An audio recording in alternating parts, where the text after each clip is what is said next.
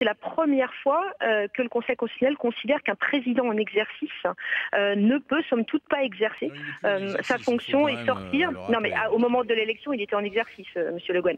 Donc, il ne peut pas exercer pendant la campagne électorale son mandat. Donc, ça veut dire que Monsieur Hollande, s'il souhaite se représenter en 2017, eh bien, devra cesser tout fonctionnement extérieur pendant un an. C'est ça que ça veut dire. Donc, je pense que si, c'est très sérieux. Et deuxième élément, et vous le savez très bien, Monsieur Le Guen, et je pense que ça va beaucoup vous embêter au Parti socialiste.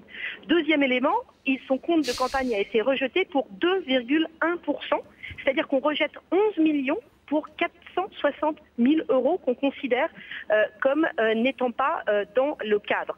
Vous considérez avec moi que c'est juste un peu excessif. Donc je crois qu'il est bon, effectivement, que les Français sachent. Non mais Monsieur Le Guen, ce n'est pas la loi, parce que ça n'a rien à voir avec la loi, c'est une décision. Une décision n'est pas la loi. Donc, attendez, vous remettez en cause la décision du Conseil constitutionnel pour parler clair ? Je dis que ce n'est pas la loi.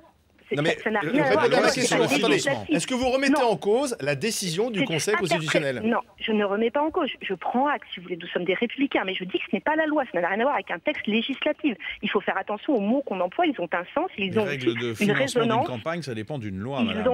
Et il vaut mieux respecter la loi, ça évite de se faire sanctionner par le Conseil constitutionnel. Monsieur Le Guen, c'est une interprétation, et c'est la première fois que cette interprétation emporte le fait qu'un président en exercice qui se représente à sa succession ne pourrait plus du tout avoir aucune activité pendant l'année qui précède. Non, ce n'était pas un échappatoire. D'ailleurs, vous allez y être confronté de façon extrêmement rigoureuse en 2016, puisque dès 2016, M. Hollande ne peut plus sortir de l'Élysée, ne peut plus tenir aucune réunion. C'est autre chose. Pour l'instant, on est factuellement sur une décision qui va entraîner...